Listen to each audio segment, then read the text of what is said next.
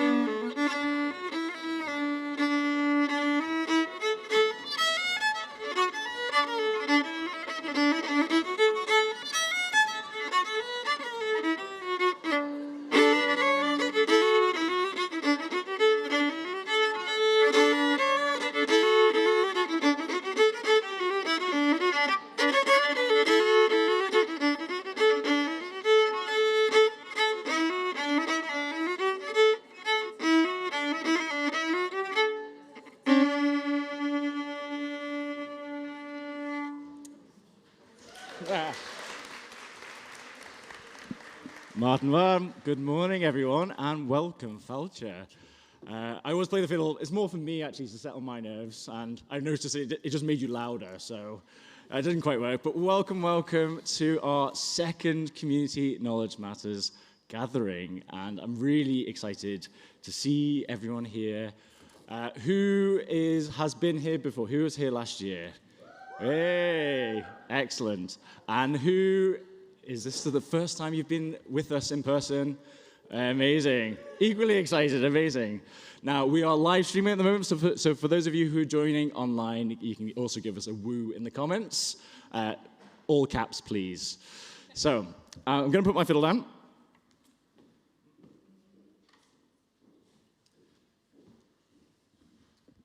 I might transition to this mic over here, if that's okay.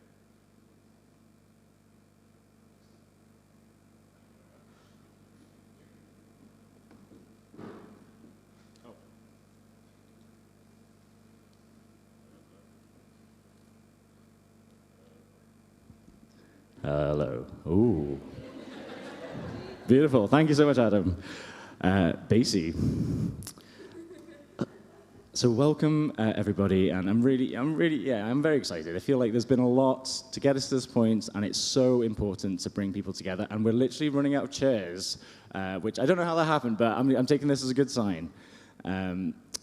Just to kind of, I guess, set the space, there's a lot we're packing in today, quite a lot, and that's because we're trying to make sure that we're using the best of this time, but we want to kind of guide us through the kind of agenda and the space setting as we always like to do.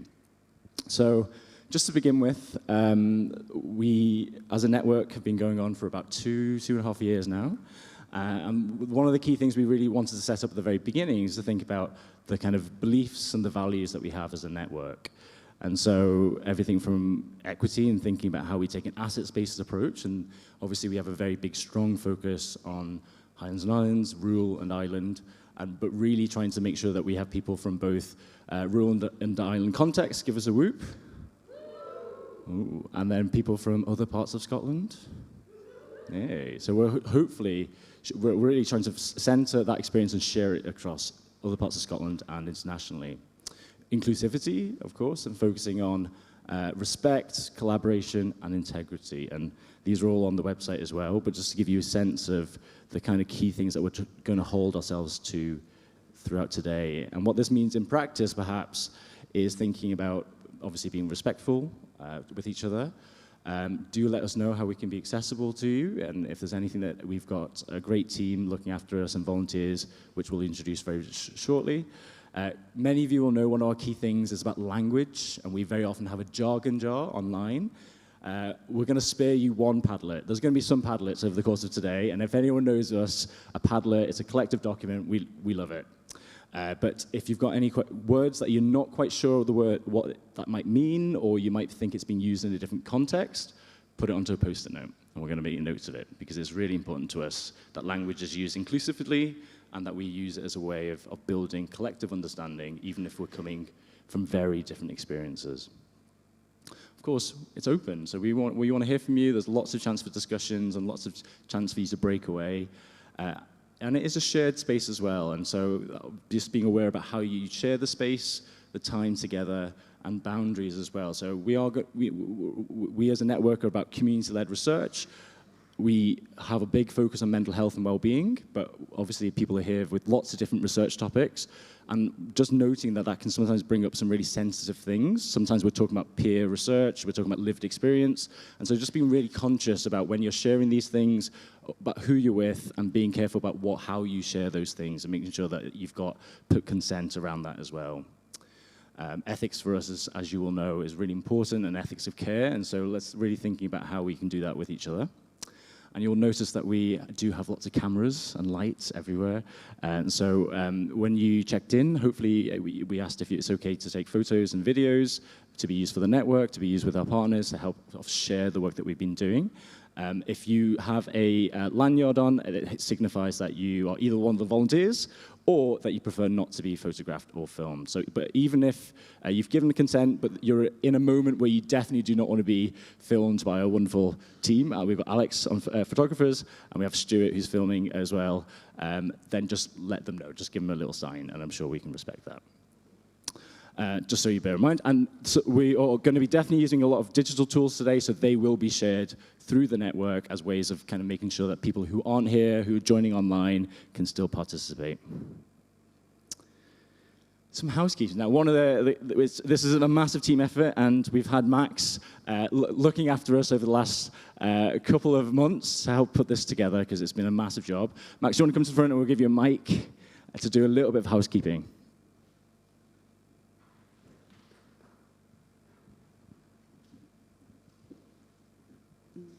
Hi, good morning and welcome everyone. I am Max. I'll be helping you around with anything you need today concerning the accommodations, the workshops. We have 3 volunteers. They're back there. That's Lyra, Sinead, and Victoria. You can approach them with any question you have. And then we have Natalia and we have Sophie here too, who will be also very happy to help you.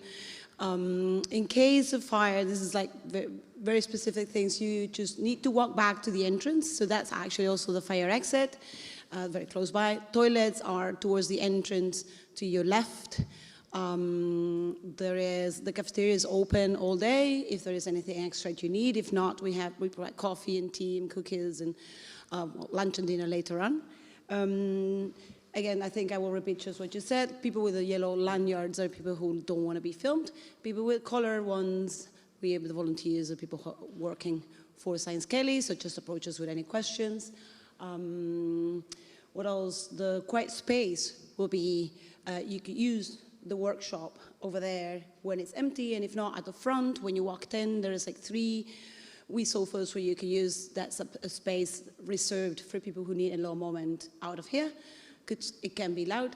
And there was one more thing, which is very important. The Wi-Fi to be used is the WASP visitors Wi-Fi. So if you're in any other, please sign off and sign into this one. We're using other channels to do our live streams, so we need it clear. So if you could please just sign up to this one. And I think that's all. I hope you have a good time, and let us know if you need anything. Thank you so much. Thank you so much, Max.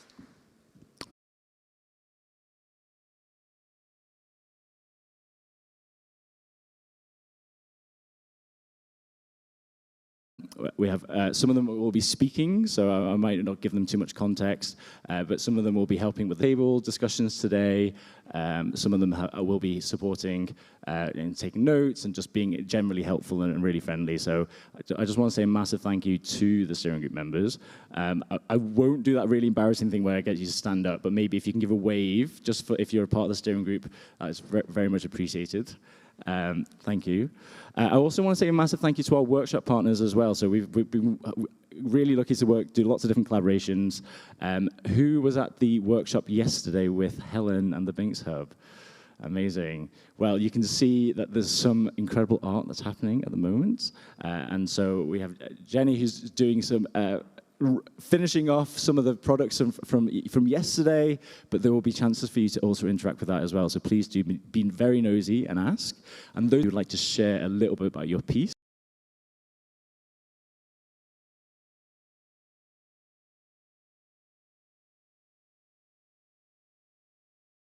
our workshop tomorrow with Research Data Scotland, who are in the room somewhere. Give us a wave. There you go. So if you've not signed up for that and you're still about tomorrow morning and would like to explore what public good looks like, chat to them. And I also want to, Moray gets a few big shout outs, but we also have a collaboration with Mental Wealth for Moray, Community Research Network, and there is a tour going on in Moray tomorrow. So if you look around and would like to join that still, speak to Heidi and Amy, who are going to give a wave, really embarrassingly. Thank you. And then finally, just to say thank you to our funders. We're funded primarily with the Ideas Fund, which is with the British Science Association and Wellcome. And we also did get a little bit of sponsorship, which we're really appreciative of, from Northlink Ferries for some of the bursaries as well. But that's what's been able to be that we can be really generous. We have people who've got community bursaries to make sure that there's no expenses. And as we know, within rural and island Scotland, that is not a mean, an insignificant amount. So we're really appreciative of that support. And I should say, Chris, you should give a wave from the Ideas Fund. And is Kirsty here yet? She may arrive. No, that's okay. She's spared from that. But thank you. So today, the plan, it's action-packed. And we are going to have a little bit of time for you to chat to each other. Also marking, of course, today is Remembrance Day, and so we are going to have a reflection at 11, just to mark that, and I've got a strict alarm from Sophie to remind me to make sure that we pause to reflect at that point. We're going to hear from one of the projects and programs we've been doing with the Co-Priority Survey, which has been incredibly exciting, understanding the rural needs of communities and co-developing that whole process with different community members and developing a new platform, which we're very excited by, so you get a sneak preview of that today.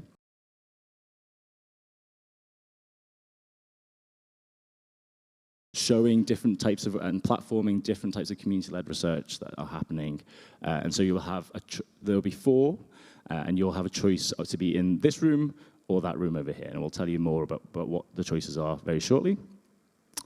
We have lunch, and those of you from last year, we had very positive feedback from Love Dozer, and so we've got them back again. So, of course, we listened to the network feedback, so there you go. And then after lunch, we're kind of breaking into kind of a bit of facilitated networking. So I know there's not many breaks necessarily that look on this schedule, but I really want you throughout the whole day to please look after yourselves. You know, there will be time for breaks, to make your own breaks, to use the quiet rooms, fill yourself with coffee.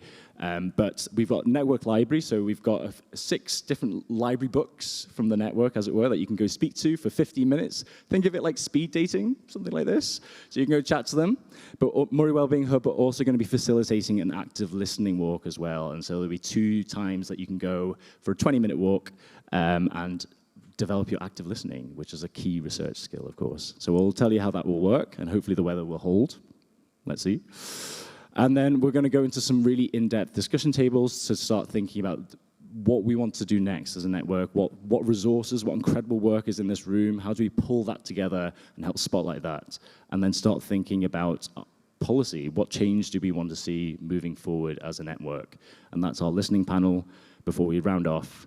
We'll finish at 5:30, and we'll be back again at 7:30 for our Sharing Kaylee tonight, which we hope as many of you are going to stick around for, because it's always a hoot.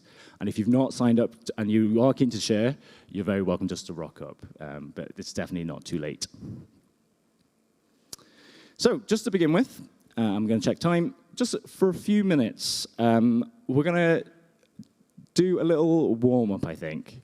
In the middle of your tables, there should be some postcards, that's the word. And I want you to take a moment to think about why does community knowledge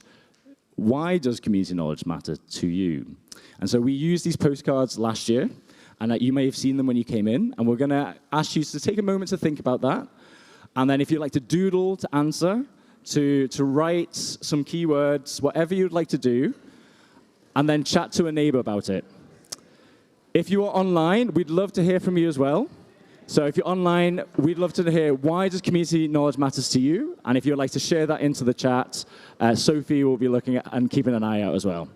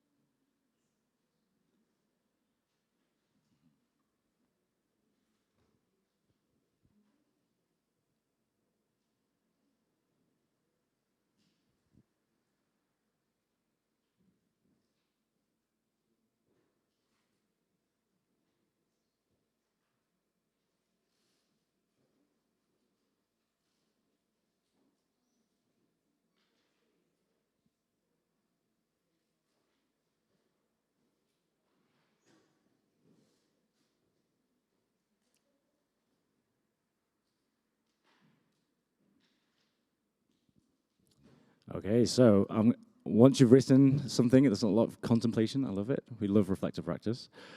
Just going to give you a minute, 2 minutes to speak to a neighbor, maybe someone that you've not spoken to yet, if that helps, just to share what you've written. On you go.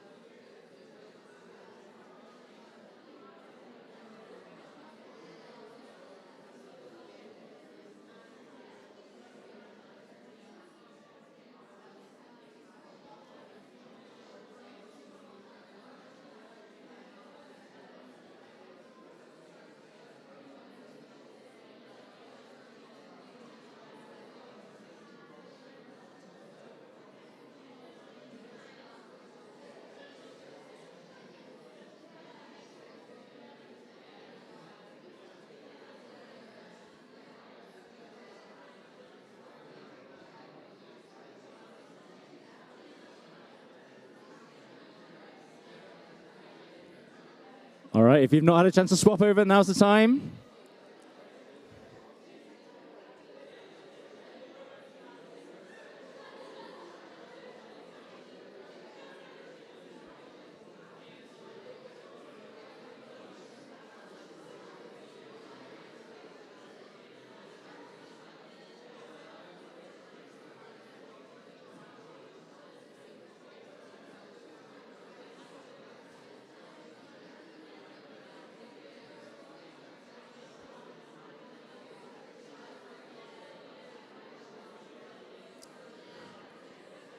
Okay, so I'll bring you back together, if that's okay.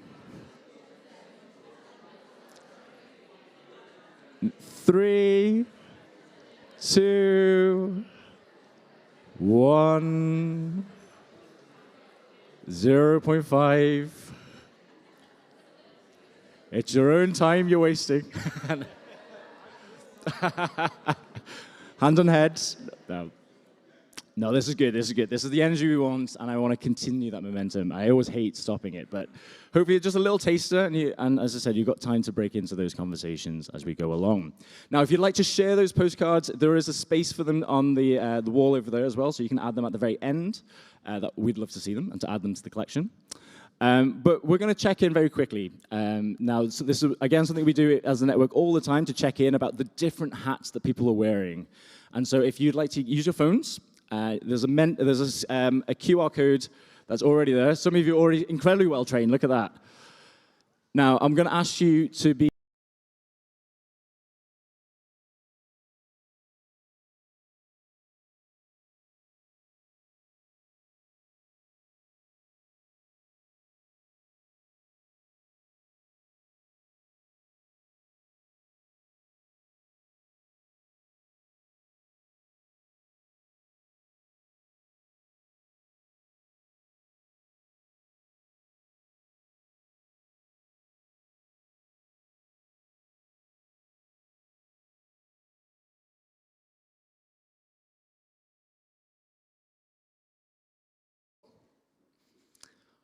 Max.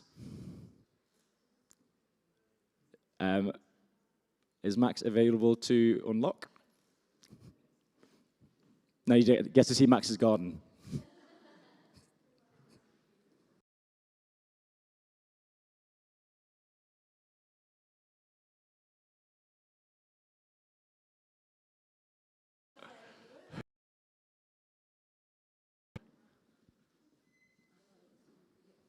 Amazing, thank you. I'm going to hide the QR code.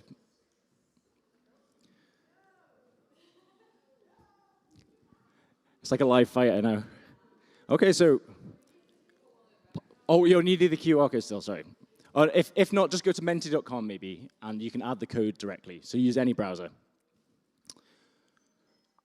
Brilliant, okay, so primarily community members, okay, and we are a community network, so that's reassuring. But we do have lots of different people with some research experience, some less, but many with that hat as well. Maybe slightly fewer decision makers, but they are in the room, which is fantastic.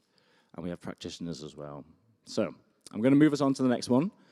Now, of course, community can mean a lot of different things. And so the next one, it should update automatically, is asking what kind of communities are you part of?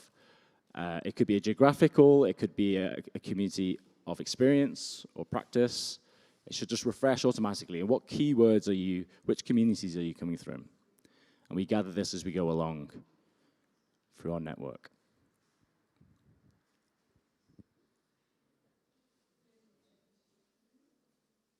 Is that working for people? Yeah, people are just thinking, hey.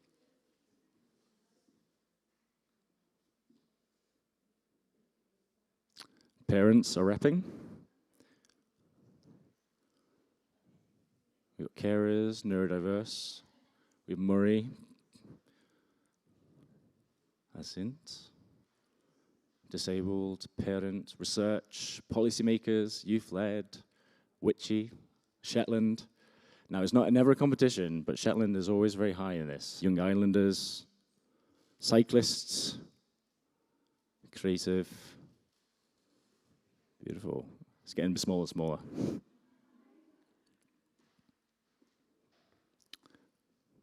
Brilliant. LGBTQ. Singing, Hebrides. Beautiful. Well, thank you for checking in there, and hopefully it gives you a little sense of the diversity in the room as well. And all of those identities, of course, are incredibly welcome.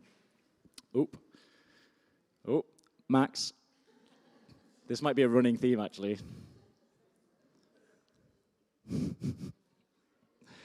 Talking about the Hebrides.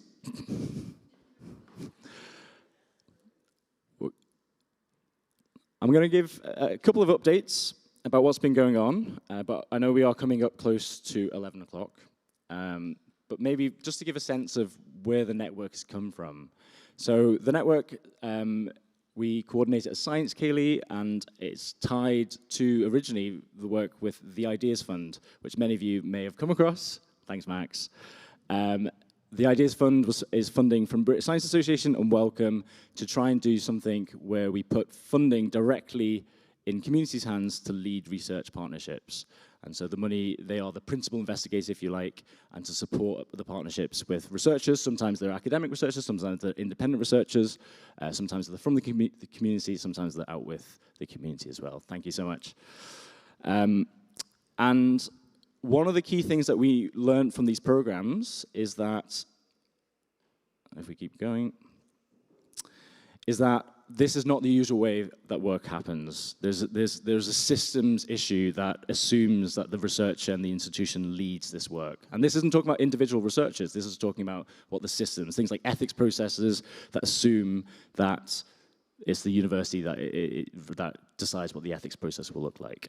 And so we have a separate grant from this process, and what we call an infrastructure grant, to look at how we can change some of these systems around community-led research. So even though we're not funding any more current projects, though there are projects that are still currently going on, where this network is thinking about how we can build that connectivity in the Highlands and Islands, specifically in the rural and island Scotland, I should say, as well, to enable this way of working on a systems-like level. And so some things that we're trying to do, we've got regular network meetings, community of practices, we have lots of different spotlights, we've got a co-priority survey, which we'll be sharing the results of very shortly. We're developing new ethics processes, and we've got 2 minutes, that's fine. And we're also developing a lot of the different policy work. So I'm gonna pause this for now, and we're gonna return to it very shortly, but just to give you a little sense, perhaps, of the work that we've been doing. And Just before, I suppose, we're going to take those 2 minutes, maybe just to frame how maybe we want to focus on this reflection, because today means a lot of things for lots of different people. I've got to time this really perfectly, actually, I feel. So today, we pause to remember all those who've suffered and sacrificed in conflicts past and present. We acknowledge the traditional focus of the day, which is honoring our veterans and the armed forces. We hold space for their stories, and we remember them. And we should hold space for the profound impact of war. To return to the spirit of the network values that we have, equity, inclusivity, collaboration, respect, and integrity, these, we believe, are foundations for building a more peaceful and understanding world.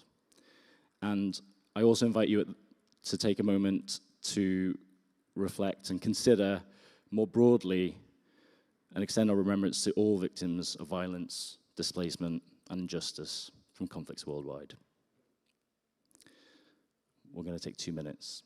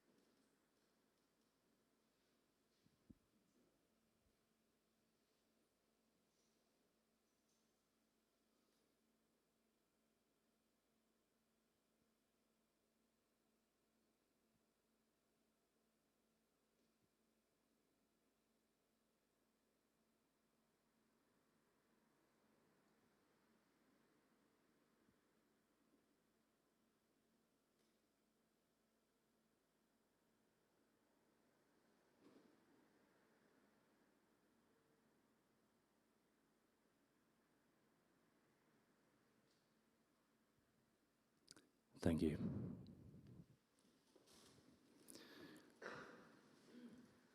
I'm thinking about how powerful silence can be, actually, as a time. And I'm thinking of some of the incredible work that we know that organizations that we've supported through the network, Gaelic Head Support Trust, for example, do with veterans.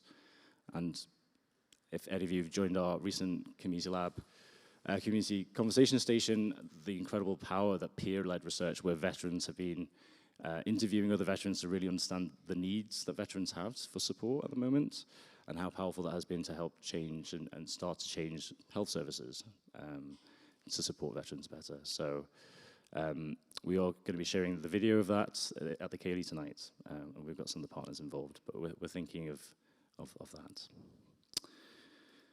Thank you.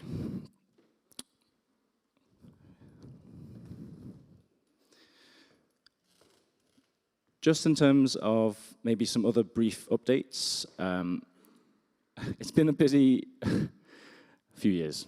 And as I said, that's really testament to the collaborations that we've nurtured and the values that we have had. The network, in terms of the people who registered, we've got over 300 members to date. A majority are community members within rural and island Scotland. And you will notice I'm switching perhaps. Historically, we have had a focus on Highlands and Islands, particularly because of the link with the Ideas Fund. But this year, particularly because of a lot of different programs that we've been doing, recognizing that, of course, there are very similar needs, some very different needs in other parts of Scotland as well. So the network is shifting towards rural and island more generally. We've had 27 online community of practices with peers, bringing people together once a month online. We have a lot of different great conversations, like the one I've just mentioned with Gaelic Ed Support Trust, and today you'll be seeing 4 more. We are trying to really think not just about how we are individual projects and individual organizations, but how can we be greater than the sum of our parts, and how do we build that collective voice, and think about how we feed into consultations and build that kind of more strategic, I guess, place and recognition. People do community-led research because they want change, and very often community-led research looks very different from more traditional research, perhaps. And so a lot of the work that we feel a responsibility about is how do we bring policymakers along with us to accept different types of knowledge, not just about fitting into their boxes, but actually how do we accept different types of evidence to help make an impact. So we've been feeding into lots of different reviews. And of course, this is the second of our in-person gatherings. And we're very excited about that. And just to recognize maybe some of the pressing and current partnerships that we're really excited to be working with. Mental Wealth for Moray, Community Research Network, as we already mentioned. I'm really excited about how things are developing and how we can support each other as sister networks. And if any of you are Moray inclined, you should have a chat with them. The Binks Hub, really appreciate the collaboration that we've been working with Helen and from other colleagues in the Binks Hub. And with the National Centre for Remote and Rural Health and Care, we've been setting up a training program for rural health and care practitioners to support their skills and research, and importantly, how they can collaborate more with communities as well. And so we're really excited to integrate them into the network. And if you see a lot more health practitioners, that's the reason why. And they'll hopefully be incredibly keen to collaborate with community partners to see how this can impact better service improvement in the local areas as well. So something that we're really excited by, and hopefully this training offer is something that helps develop the kind of capacity of the network over time as well. So I'm going to leave it there, and we've had a very exciting time hosting students, feeding into research, PhD research, and I'm going to invite one of our master students to talk about some work looking at how intermediaries can address power, and power is such an unspoken thing sometimes in research. Who holds power? Institutions, researchers, communities, artists, and so I'm going to invite Sophie to talk a little bit about her work with us, if that's all right. Give her a warm welcome. Hi, everyone. Can everyone hear me?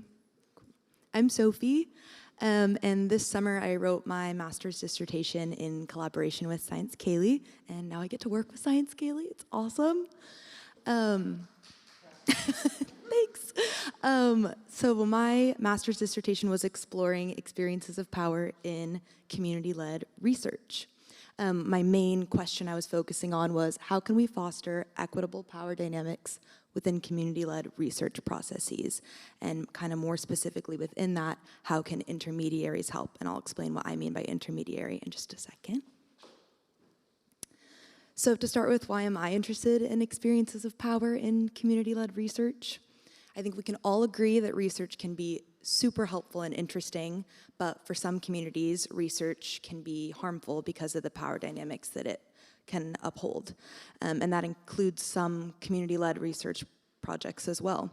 So I'm interested in how can this be remedied, and one potential way to start that process is through the implementation of an intermediary. So what I mean by intermediary in this instance is a person or an organization that's a kind of go-between between all the different people working on a community-led research project. So funders, a community conducting research, maybe an academic or independent researcher also supporting the research, and the intermediary can connect the community with resources, mediate, and just really provide whatever is needed. So my research process began by speaking with participants who have experience working within environmental community-led projects, most of them supported by Science Kaylee as an intermediary in this case. And I talked with them about their experiences of power within their projects. I then analyzed responses according to common themes that were coming up in the conversations and some relevant power theories as well. And then I produced a set of recommendations for funders, a set for intermediaries, a set for academic independent researchers, and a set for communities that might be conducting community-led research, all with the central idea of promoting equitable power dynamics.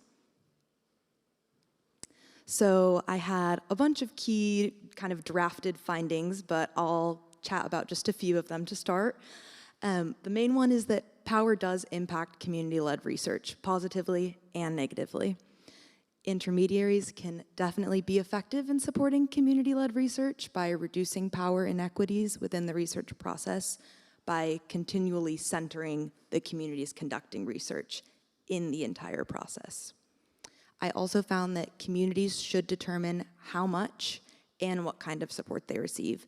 There's no one-size-fits-all for this is how you support community-led research, this is what an intermediary should do.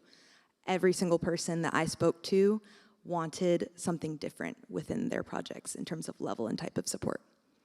I also found that reflection is incredibly essential within community-led research projects, especially if you're someone who might have kind of greater relative or systemic power within a project. So for example, if you're an academic researcher and you're associated with a university, you should be continually reflecting on your positionality and the power that might come with your position within the project to make sure you're not overpowering the community that should be at the center of the research.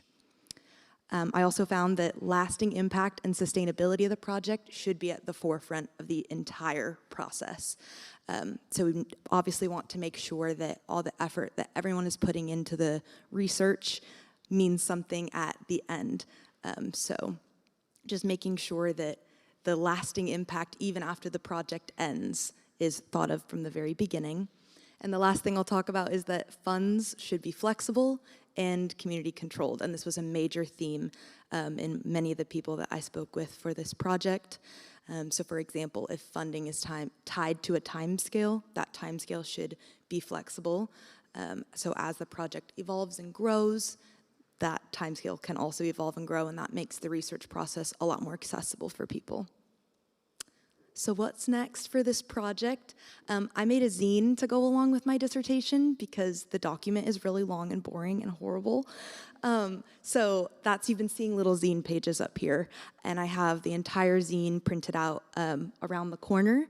So you'll line up there to get lunch later, but it's all printed and it has contributions from participants, so people that I spoke to, some really great drawings, some quotations, and I have some posters next to the zine, one for each kind of actor in community-led research, and some Post-it notes. And I would really, really appreciate your thoughts if anything in the presentation or in the zine resonates with you, if you disagree with anything, if you have any experiences you want to share. I would love to hear about that on the posters. And I hope to just continue the accessible and ideally useful dissemination of my findings. Thank you so much. Thanks, Evie.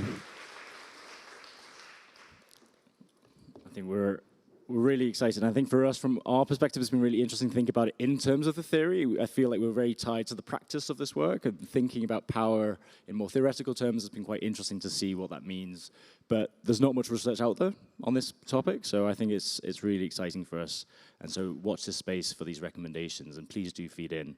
I'm really excited to have Sophie on the team. So we're going to share one more key program that we've been involved in over the last 2 years, and thinking about ethics of care, thinking about changing the pace of research. This has been a long-standing piece of work over the last 2 years. I'm going to invite our co-priority survey working group members up to the stage. If I have Louise McQuaid, Remy Martin, Shannon Boston, Rachel Erskine, Sarah Ann Munoz, myself, and Haiyin Zhu as well.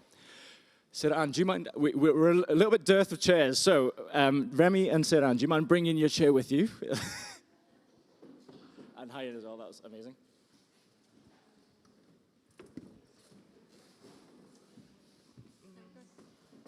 Yeah, that's grand. Amazing. And if, yeah, you bring that over here, that's amazing. Hopefully, is that enough? One more. Amazing. So, Louise, if you take that one.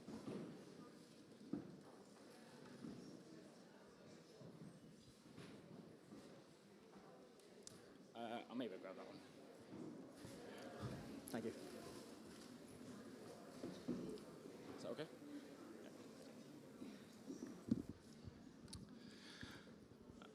Yeah. Okay. I feel like I'm peeping behind this bit, but the most important thing is you can see everyone else, so that's grand. So just to set a little bit of context, and then I'll ask everyone to introduce themselves. The co-priority survey. Now, when we first started working with the network, it felt really important that we were asking communities in rural and island Scotland what they thought was a priority and how they want to be engaged in research and what their experiences were. And we recognized that even with the projects that we had funded, for example, they were a biased sample, as it were. And so we were really keen to think about how we would do a co-priority survey to ask communities wider who haven't been involved with this work, and obviously thinking about the process of how we did that, not just the survey itself, but how we engage with different people with different lived experiences.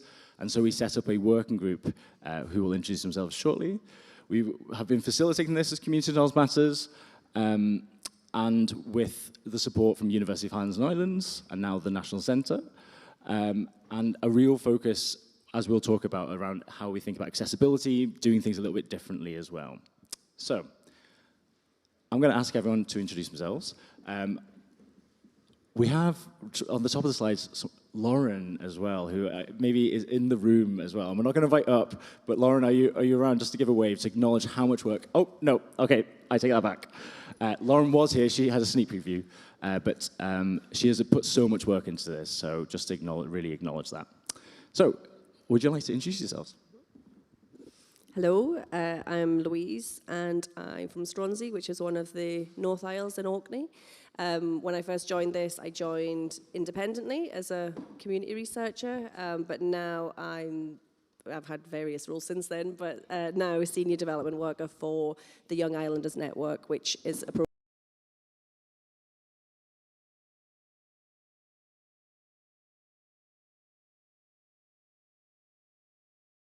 from St. Andrews University. So from this summer, I started to working with the working group and some community member to do my dissertation project, which is making a website for the survey results. And after the dissertation, I found I really enjoyed it, so I'm continuing doing some work to expand our platform and hope can keep this cooperation for longer time. Thanks, Hyan. Hi, I'm Remy. I wear many hats, but today I'm coming in the capacity of a CAMHA, which is African, Caribbean, Asian, and Mixed Heritage Association. We're based in Inverness, kind of, but try to kind of cover the whole of the Highlands. And yeah, it's a voluntary role. This is not my paid role, but yeah, I suppose my contribution has been about kind of looking from a nuanced perspective for this research. Hi everyone, I'm Sarah-Anne Munoz. When I joined the group, I was a Professor of Rural Health at UHI, and I'm now the Head of Programme for Research and Evaluation within the National Centre for Remote and Rural Health and Care, which is part of NHS Education for Scotland. Thanks, Sarah. I'm Shannon, and I'm from Shetland. I work at Open, and I run the peer research programme, and we do youth-led peer research. And I joined the group to, I suppose, give that community research perspective. Hi everyone, I'm Rachel Erskine. When I started this work with the Community Knowledge Matters, I was living in the Western Isles, where I was working as a practice nurse in quite remote general practices, but also I was working with UHI as a lecturer too. And so I've had several job moves and actually moved to the mainland as well. So I now work with Sarah Ann in the Centre for Remote and Rural Health and Care, which is part of NHS Education for Scotland. Thanks so much, Rachel. Keep hold of it, and then we can we'll keep going with the room. In fact, well, because we're going to go to Sarah Ann, what was the intended outcomes from your perspective? Thanks, Lewis. Yeah, I think the slide really summarises what we hoped we would achieve, and which I think we've gone on to achieve through the work. So firstly, it was to really understand what matters to folk who are living in remote, rural and island Scotland, particularly in relation to rural mental health and research around that topic. And we really hope to feed into the network itself and the direction it's taking, and ground that really in what people were saying to us matter to them. We also had an eye on trying to help inform wider policy, and a lot of that was around trying to facilitate access to the community-led evidence that the survey would generate. And support further learning, I guess, for other folk and other communities within Scotland by allowing some open access and easy dissemination, so that people can access our findings and our data. Thanks very much, Sarah Ann. I might ask, can the panel take one little squish over that way, just so I'm aware I'm blocking the screen, so thank you, just a practice point. Very briefly, in terms of the timeline of this work, and I know, Rachel, you were reflecting when you saw this on a slide, it was quite, kind of, I don't know, surprising maybe. But this work started in November 2023, so really at the beginning of our funding for Community Knowledge Matters. It was a really key priority to help set the priorities of what the network was going to do. And we knew that we needed a working group, so we had an open call, and through that selected a kind of a wide range of people, an incredible range of people. And we started thinking about the beginnings of those aims, what that would mean in practice, and then putting it through the university ethics process, which I know Sarah Ann will talk a wee bit more about, because we did manage to augment that a little bit to allow the working group to take much more of a lead on that. We managed to launch the survey last year around the time of the gathering, because we weren't busy enough. And this was, we opened for a couple of months over the summer, which I think makes the great response even more remarkable, because summer months in rural and island Scotland are not so, are usually very busy. And then we started the analysis in October last year. And so it's been a year of analysis with the working group, working question by question. And we finished the analysis in June, and this is when we had the opportunity to start working with Hyin and Lydia as well, so two placement students, so master's students, sorry, at St Andrews. And this was happenstance that this happened, but one of the commitments, as Sarah Ann said, was about sharing the data back. And so we had the opportunity, just through a New Scots project we were involved in, to meet the supervisor who offered this opportunity to think about a data visualizer. And that's what we're going to be sharing a little bit later today as well. And so we're launching that today, and you'll have access to the data visualizer in the next couple of weeks to months. What were the questions? Thanks, Louis. So I think really important to say that we developed all the questions together as a group. It was a really worthwhile process, but it was quite a lengthy process that we went through too. These are the 8 thematic areas that we decided on within the questionnaire itself, and then under each of these areas we had the individual questions that participants completed. So it was really important to us, I think, not to only get people's experience and opinions around rural mental health, but around the whole ecosystem of research associated with rural mental health and wellbeing, and help us, I guess, when we were developing the questions, to think about, what makes it easy or hard for people to take part in this type of research, and what might their priorities be for what comes next. So, we worked together to develop the question set under these main thematic areas. Thanks, Sarah Ann. And there's a lot about the process, and we've in fact written a book chapter that was just submitted about the process, but we wanted to give a flavour from the working group of what was important to them about the priorities. And so maybe as you have the mic to begin with, Sarah Ann, you can start, and then we can pass around. Yeah, what was the question? Oh, yeah, adapting the ethics process. Right, sorry, gosh. Yeah, so I guess when obviously we wanted to ensure that our practice was ethically sound, that was really important to us. At the time you heard that Rachel and I were with the University of Highlands and Islands, so we liaised with the university there. And we managed to kind of modify the process a little bit, I think, because normally we would be looking for, or an ethics committee would be looking for the questionnaire to be completed before we submit the ethics application. And we managed to change that so that the co-priority work itself, the development of the survey itself, gained ethical approval first, and then we were then able to work confidently through that process and submit the actual questionnaire itself at a later date. So that gave us a bit more flexibility in terms of timing as well. So. Thanks, Sarah Ann. I'm trying to pass to Rachel.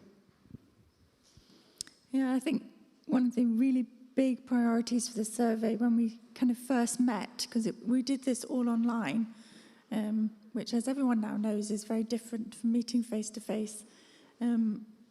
We really discussed about working obviously collaboratively but in a safe way, so it was almost like getting to know each other first and having conversations about who we were, why we were doing this, what our experiences were, but just generating that safety, that psychological safety going forward, but also taking the time to do that because you can't rush. And as you can see from the timeline slide, this has taken us 2 years to do.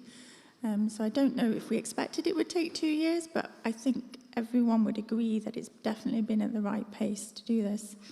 And we still want to continue working together afterwards, which I think is a sign of success.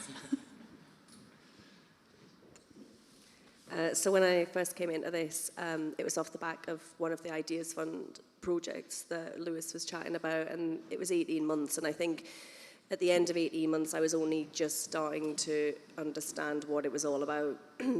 So that maybe that kind of adds to the timeline, but in terms of navigating the uncertainty, I think probably for at least the first year of this, I came with, I've got more questions than answers. Am I doing this right? Actually just tell me what you want me to do sometimes because I'm so confused. So there was a lot of that, and that kind of safe space really helped with that, you know, I think not just me, but I was very, very openly as a independent community researcher able to say, do you know what, I'm not entirely sure what I'm supposed to be doing right now or if this is the right way. But from that, I think even this morning I just had that reflection when we had the first gathering. I was here with my notes and I kind of rehearsed it and I'm like, right, this is what I'm going to say and this is what I'm going to do. Whereas this time I've just turned up and I'm like, I can talk it. And I think I've just embraced that fluidity of the process, but yeah, the time has definitely, it did take the 2 years to get to that point, and now I'm like, I've got this. I still have more questions than answers, but that was part of the process.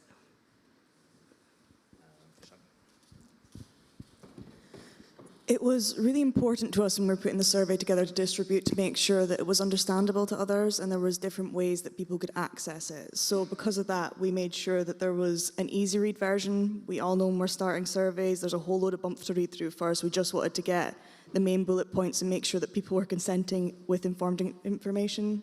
We also got in touch with, before I move ahead to that, we also had easy reads and Gaelic. We also explored some other languages but settled with just English and Gaelic. We also did a voiceover of an animation for anyone that wasn't able to read that easy read, so we're really trying to hit all the boxes of you can take part, you can be involved. And for promoting it, we did some various different things, but a lot of us, or some of us up here, went and spoke on radio stations across the Highlands and Islands to promote the survey. And that was the hopes that we'd catch all the quote-unquote, maybe younger generation's via the internet and other sort of means, but by using the radio, we'd also cast the net out to maybe the older generations too. So we'd really put a lot of thought into how we were going to share this. Thanks, Shannon. And then Remy? I think it's fair to say that mental health, the topic, is still quite taboo, and we were very conscious of that, and so therefore we spent a long time really thinking about what language we're going to use, how we're going to frame it, and also clarifying the terminology, because people have different understandings, they have different, it has a different weight to different people, it has a different meaning, and so we were really clear about trying to explain that in the best way possible, so that people know what they were getting involved in, and kind of having that term used throughout the survey and what that meant. I've been involved in quite a few research projects, and language has been a barrier before, and it really does impact whether people feel judged, people feel kind of unsafe to be part of the research. So it really was important that we try and get it right as much as possible. Of course, we're not going to be right for some people, and that's okay. But I think another part of the language is also giving value to the people. So kind of making sure that they knew that we valued their voice, we valued them being part of it, but also they can choose to withdraw their consent at any time. This is, trying in the best way that we can to kind of explain that they have power in this, and where this is, we are hoping their information will be used, and it's not extractive. This is a collaboration, and we want this to, go forward and for the benefit of themselves. Thanks, Remy.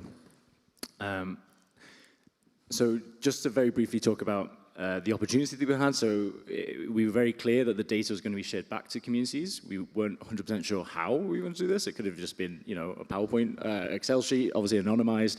But we did have the opportunity then to work with St Andrews master students, and High-Inns obviously on the panel with us today to give, and the kind of brief, I won't talk through all the details of the brief, but really thinking about how we can keep the ethos of what we wanted to do similar. That co-production, going back to the wider network as best as we could, and obviously working very closely with the co-priority survey as well to develop a platform which shared the data back, but also centered the lived experience, the reflection, the process as much as possible.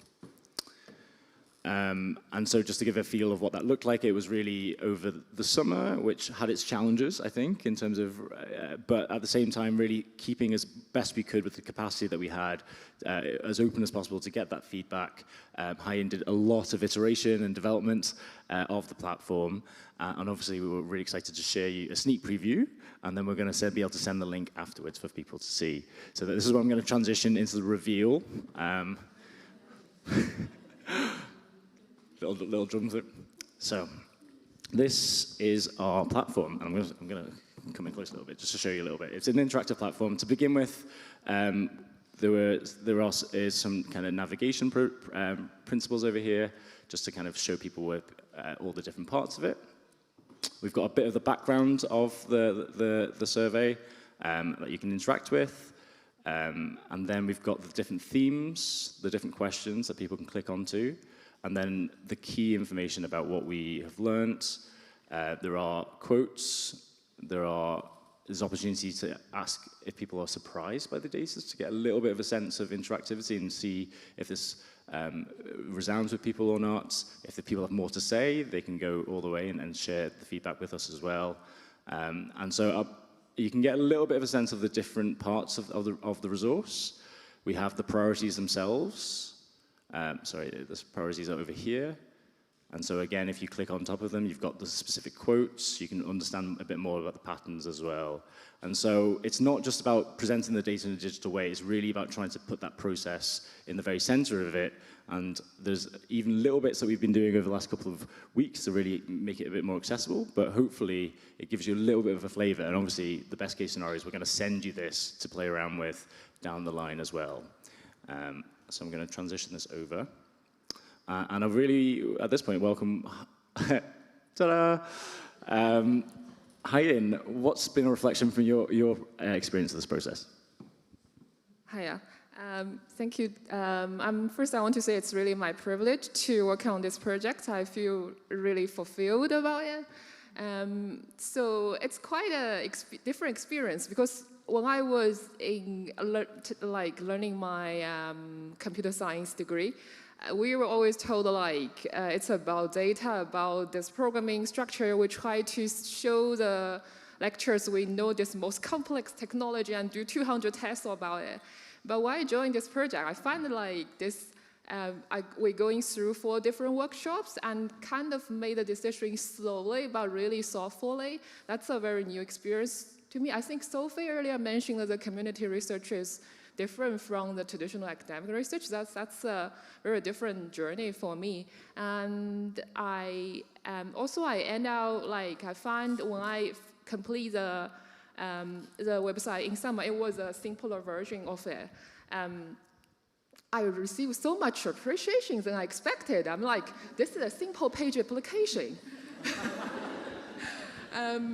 Yeah, so I think I can see, so there are voices underrepresented, and if we can try to use technology to make people from different perspectives to understand it better and see it better and care about it, I think that's really making an impact in the real world, which is it's better than just master technology. So yeah, it feels really good, and thank you for letting me be part of it.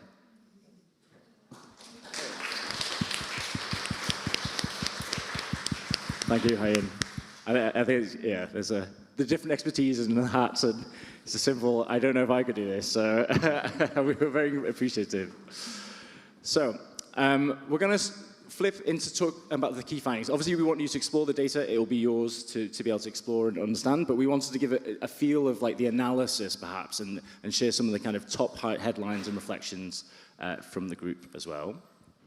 I think first off, apologize, this is a bit of a small slide, but who responded, Saran? Yeah, we were really pleased with the level of engagement that we had with the survey. So we had 151 folk respond.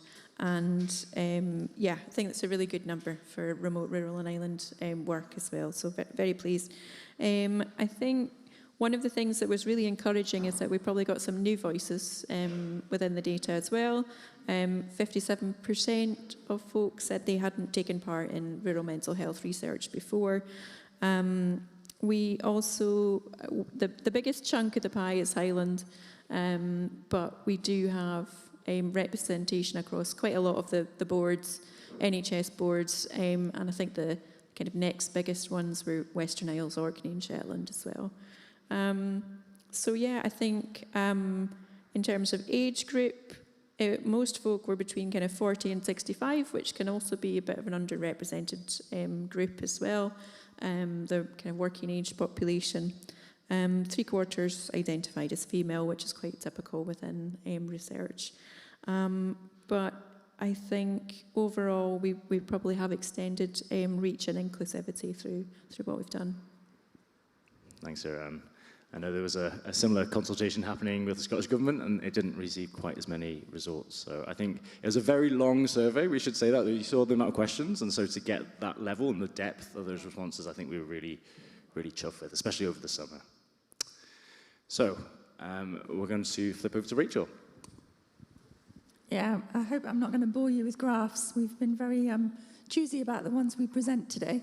So one of the questions we had was just really trying to ascertain the level of importance that people felt about factors to maintain good mental health and well-being. So we're just going to focus on what people said were absolutely essential and very important. So the winner kind of thing really was social support at 60%. You can see that orange bar. Then it was followed by infrastructure. So we meant things like education and health service. And then housing, which covered also that availability and the quality of housing. And then followed by things like food security, transport, employment, income, and the weather. Because if you live in Scotland, you need to be aware of the weather. Okay? Can the next slide as well, please? And then if you just combined the sort of those absolutely essential and very important levels, you could get a real sense that social support really came out on top in terms of maintaining good mental health.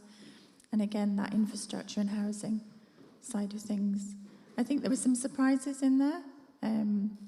Just a couple of things for me about the sort of income employment side of things. But I shall hand over to Shannon for some more responses. To save me waffling and for the purpose of time, I'm going to read. But yeah, we had, Rachel's told you. So the two things I thought I'd tell you about that we found from these bits of the findings was about infrastructure and impact and combating isolation and stigma. So infrastructure and access impact, things like failing infrastructure and poor access, for example, limited transport, housing and connectivity make rural life challenging, especially when barriers don't seem to be addressed. The current stress felt by individuals and strain of service providers can lead to a perception of a lack of trust in these structures, long waiting lists, services being swamped or no longer continuing to exist leads to disconnection and a sense of hopelessness within communities. There is a delicate balance in maintaining and nurturing existing infrastructure, leading to rural communities feeling as though they're on a knife's edge with no real fix in sight.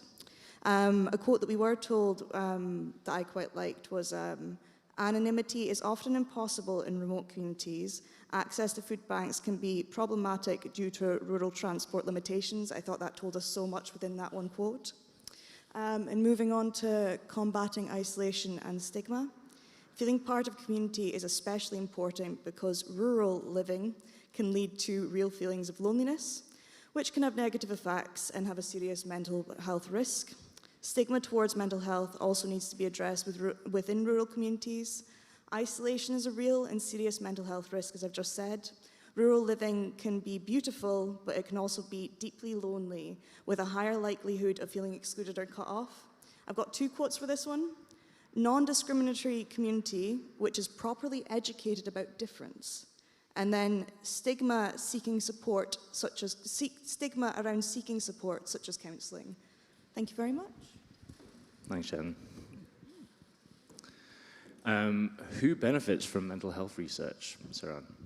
Yeah, this was also a question, obviously, that we asked people to what extent they agreed that different types of organisation benefit from rural mental health research. And I think this helped us understand some of the perceptions of impact and where the impact of research is seen to lie. So the largest category there was about 3/4 of folk felt that charities were beneficiaries of this type of research. I think some of the qualitative stuff was around that, they work closely with folk on a local level and perhaps are one of the organisational types that do put things into practice from research. The public sector came out really strongly there as well. And the third category was those with lived experience. So about 2/3 thought those with lived experience benefit to some extent. But one of the things we noted was that 1 in 5 felt people with lived experience did not benefit at all. So it was quite mixed there as well. So I think we got. Thank you. Yep. Louise. So just a reflection on that was seeing that kind of the importance of this community-driven outputs and having the third sector and charity reflect in the direct involvement that those organisations have in service delivery. I guess that comes back to, if anyone is third sector, that they get things done, which is great to see that that's the feedback from the respondents, that they see in that from third sectors, that they can use the research and get things done, perhaps from the autonomous decision making that they have. However, it did kind of reflect those potential gaps between the research output and the real world application, especially for those individuals affected, and how we overcome that. I've just got a quote there. I think the quote is actually for the next graph. Let me have a look. Yes, it is. I'll come back to that. Sure. Yeah. So this one was about the barriers to being involved. So we asked folk what might stand in the way of taking part in rural mental health research. And I think, quite practical barriers came out there. For example, the lack of awareness of opportunities. So just not knowing how to be able to get involved was the top category. But as we're seeing, there's this recurrent theme around concerns about a lack of influence of research. So I think throughout the questions and some of the qualitative answers as well, we saw like a real desire for folk to be contributing to something that's meaningful and makes a difference kind of within their lives and communities. And you've got some other kind of real practical things that I'm sure kind of echo with all of us about being too busy, for etc., not being able to find the kind of time to take part. But as you see, even though as we move down the categories there, it still comes out in different ways around that notion of things being worthwhile. For example, difficult to find the results of research. So people really want to know what the results are, and if they feel they won't have access to that, it kind of puts them off taking part from the very beginning. So pass back to Louise, thanks. So one of the quotes from the respondents was that I understand the words but can't understand what you're asking of me. And I guess initially that maybe comes back to language, but we spent such a long time, as we kind of chatted about, looking at the language and was it accessible. But actually perhaps it is much more of an understanding of what co-produced research is, and is that in itself a barrier? And that kind of comes back to those assumptions within system structures about what you think research is, or how it's used by organisations, and breaking down those barriers that we still very much had a framework, we still had aims, but getting people on board, trusting the process, the fluidity, and letting the process guide the direction rather than squeezing that into rigid parameters. And as I started this, that kind of navigating the way through that for me, being part of this process, I absolutely get where that quote's coming from, because I probably could have said the same at the beginning, like, what do you want from me? What am I supposed to be doing? But that just really highlighted, as a barrier, which I think we're overcoming. Like, everyone in this room is here, so we're clearly overcoming it. But that was kind of that, not so much a language, but a barrier of, it's just different. It's different to what the systems that perhaps people have been used to, and breaking down that barrier and making it not unusual. Thanks, Louise. And maybe one more tidbit, and I'm going to be a bit interactive. I appreciate this is a very interactive thing usually, and you'll see, but one of the questions, language was really important, and so we and ahed, and I think we even wrote about how it wasn't always that we agreed, but we tried to find a consensus. But I'd just like to get the room's opinion on certain words, let's say. So I'm going to say words, and I want you to give me a thumbs up if it would make you likely or happy to do the research, if you would relate to it. Neutral, or if you just don't want to answer, you don't have to answer. Or if it makes you feel more unlikely to do the research. Okay? Remote. Okay. Kind of, it's split. It's definitely split. Some neutral, some definite no's, some definite yeses. Okay. Rural. Oh, some definite yeses, some definite no's, and some definite maybes. Okay. Island. Big yes from Bobby there. Of course. And some no's. Okay. Neutrals. Mental health. Thumbs up, some neutrals. Mental well-being.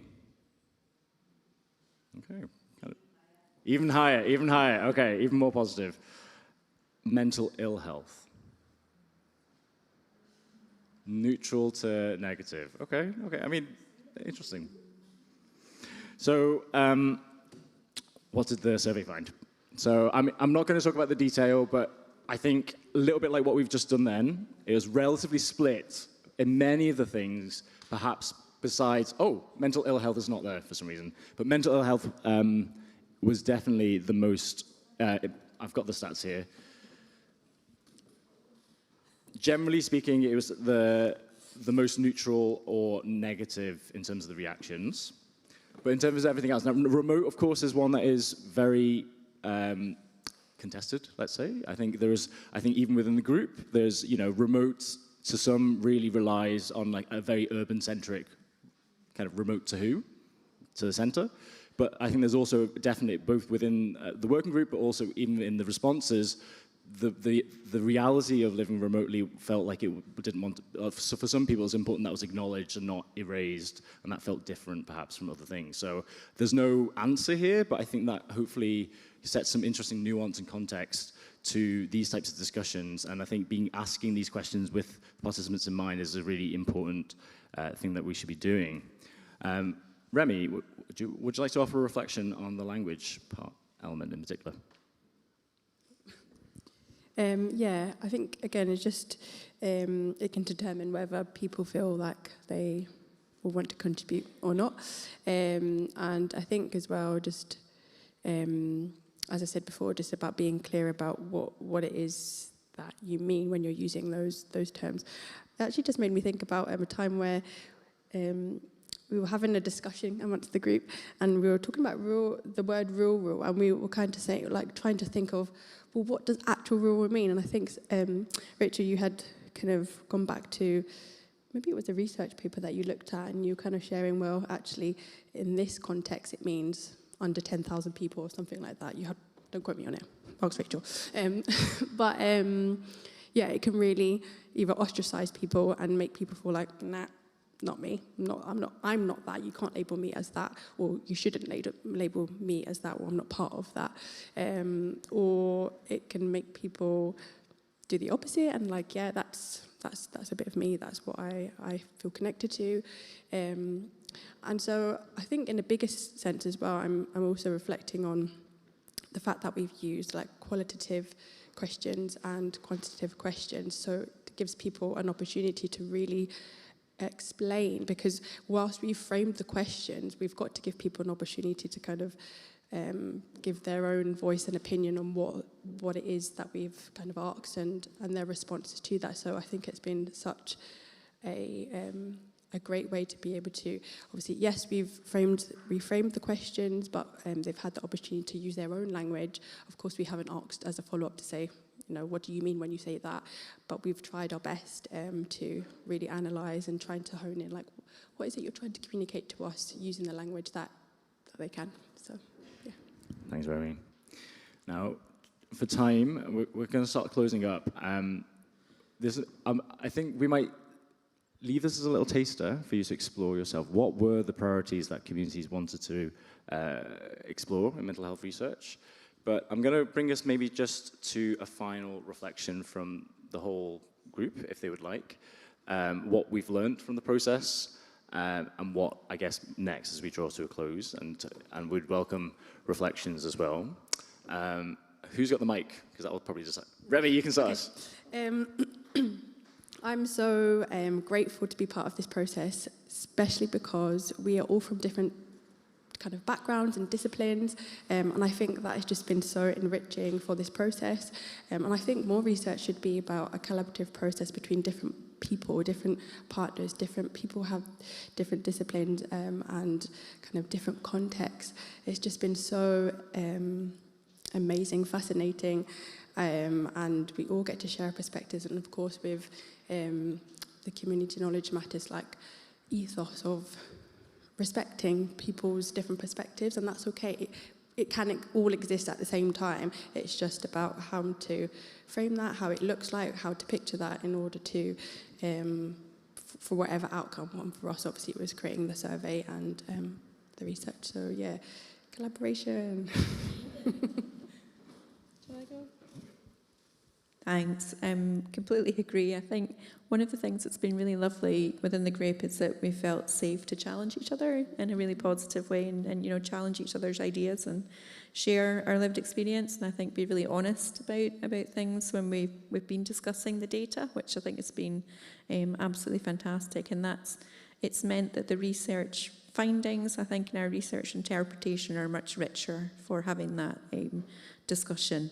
And more meaningful. So As we've said, I think a few times, it has taken time, and it's taken time to build that trust, but time really well spent, I would say. And, you know, people do talk about the length, and maybe this is slow research, but I think it's really deep research. We're actually, it's much more intellectually meaningful and rich because of the process that we've gone through. Just echoing what everyone else has said here, it's been a journey, it's been a while. I think it's been nice to back up all the different things that I'm learning on my own research journey about things do take time. You need to find the right questions, and we quite like to say open that there's no stupid questions, but there's definitely not been that in the group. We've been able to ask anything and learn from each other. It's just been a really nice to get to know everyone, and yeah, thanks. Yeah, again, I'm going to just echo some of the comments that were made too, but I think the time perspective for me has been absolutely fascinating. I think I've been so used to, in an academic world, having deadlines, trying to get students through their dissertations, funding deadlines, and it echoes a lot what Sophie said actually earlier on about the power dynamics in a group too, that you can't eliminate power completely, but I think working collaboratively has been done so well with this group. I think there could have been a sense that because Sarah Ann and I came from a university background to start with, that we would perhaps drive it, but it's certainly, and I hope everyone else has felt that it's been very much the other way around, that we've learned so much from the communities and the community members, more than probably I've learned from a lot of academic stuff over the years too.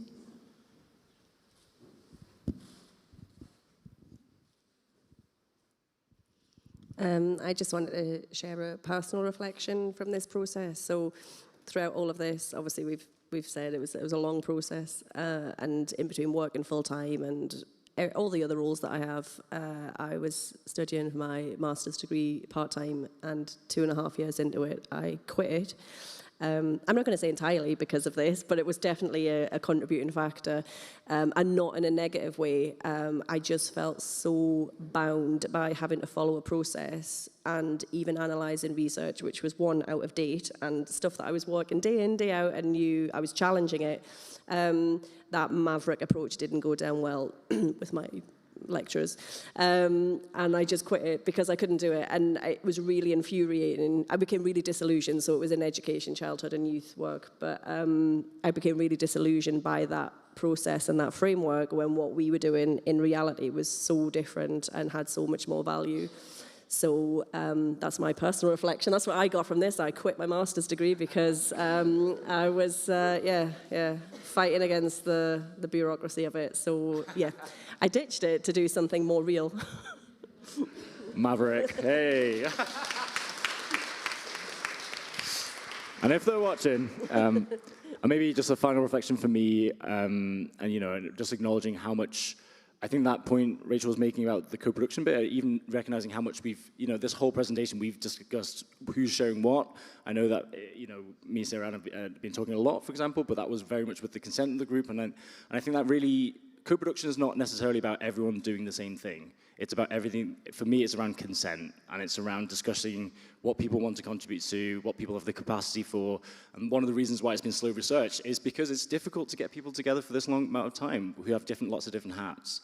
And that was a challenge to keep that momentum, and it required a lot of holding. And again, just to acknowledge how much work Lauren had been doing previously as part of that holding, and I think it's been important to have that, being able to have that flexibility to do it, because it could have easily, you know, broken apart, really, to be honest. So, what next?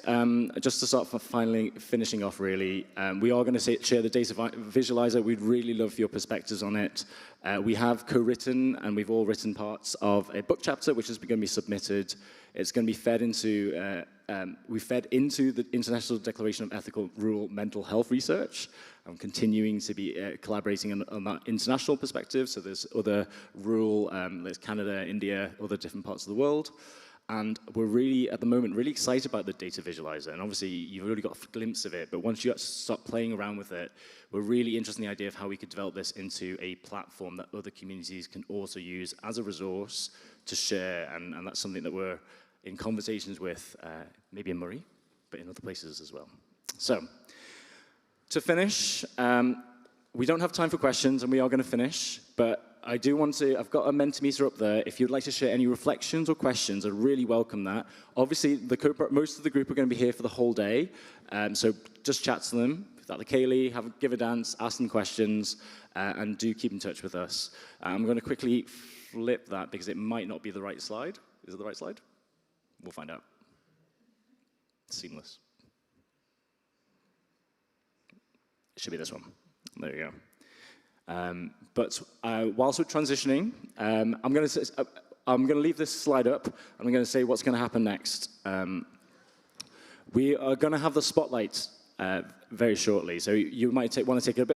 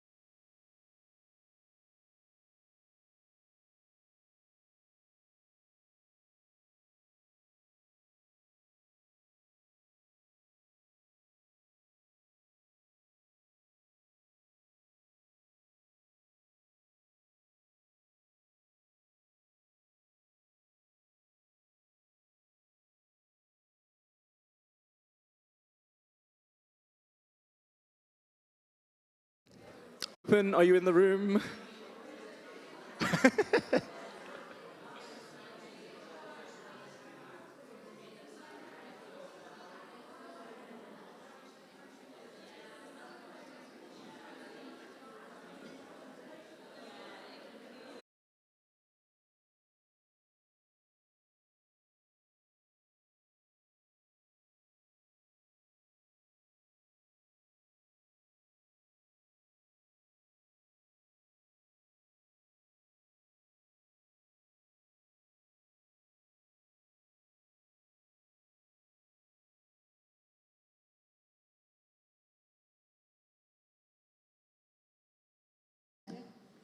Amazing. Well, thank you so much for that.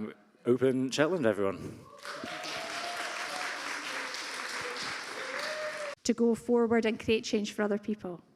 So right from the get-go, you can see that, well, not at the time, when we started this, we actually had a research focus. We were using data from our own life.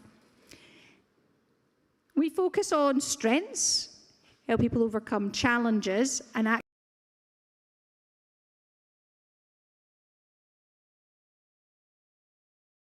voice. Oh, I'm not moving that one. That'll help if I put these ones up. I'm moving it for myself and myself only. There we go. It's good presentation. You're seeing that now. That makes a lot of sense. Amy, do you want to kind of stand here and do that one? Well, if you stand there, oh, you will. You block that. Okay, so I'll do 2 max at once. Fantastic. Oh, there you go. Okay. So there's that part where we're trying to harness the power of lived experience, harness our own data for ourselves and action that. And I think one of the things that's really important, we would describe ourselves as an infrastructure organization. More than, people say, well, what is it? How many referrals do you take or whatever? And we're just like,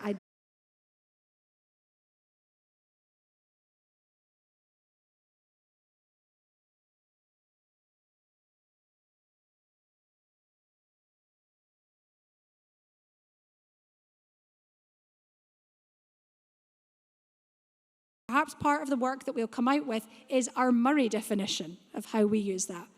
But we are constantly looking at what is mental wealth. So I invite everyone to think over lunch about their mental wealth. Thank you very much, Heidi. And Amy, give them another round of applause. Thank you. So we have come to that time, and we have some food. You can probably smell it. It's already ready to go. I can see in the background. I don't know if Max is about, just to give a little bit of a context to what lunch is. Amazing. We'll give you one of these mics, but we have around 45 minutes, and then it will transition into the network library as well. So what's for tea? Hi. Yeah, it works. It's sort of there. We're going to be helping you. Sort of, it's, I don't know if you were here last year. It's the same caterer. It's love dosa. So it's Indian food. We have dal, biryani, samosas. We have also raita, and there is carrot chutney. The carrot chutney and the samosas are spicy. I know there's some people who said like no spicy food, so those two things are spicy. For the rest, it's just mild. And there's one person, I can't remember the name, who couldn't eat garlic, so I have something special made for that. For the rest, everything is vegan, except for the samosas who are vegetarian. So enjoy that. Thank you very much, Max. We're very excited for this. Now, just before we transition, I'm going to let you know what's going to happen next. Partly because if any of you are involved in the next bit, so the network library is essentially continued networking. So you're still very welcome to eat whilst during that time. Again, I appreciate we're fitting a lot in.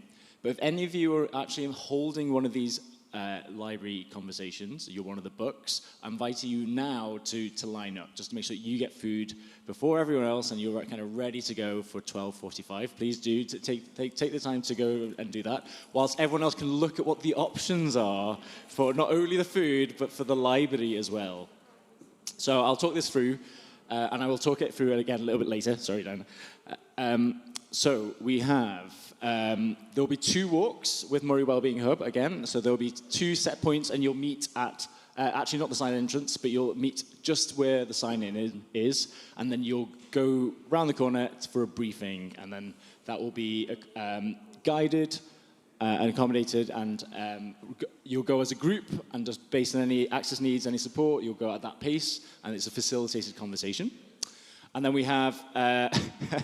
I had this idea about the tool books versus the storybooks, but I realized I started calling people tools, which is not quite the same vibe. So we have 3 people who are going to be sharing different things that might be interesting to people, of service, of useful. So we have the Scottish Islands Research Networks with Becky. They'll be looking at community experiences of research and how to value local knowledge, place-based solutions, particularly around climate action. We have Research Data Scotland. Rachel, in particular, is going to be sharing about public sector data, if you're interested in that, and good practice, resources, and different ideas of how to engage the public.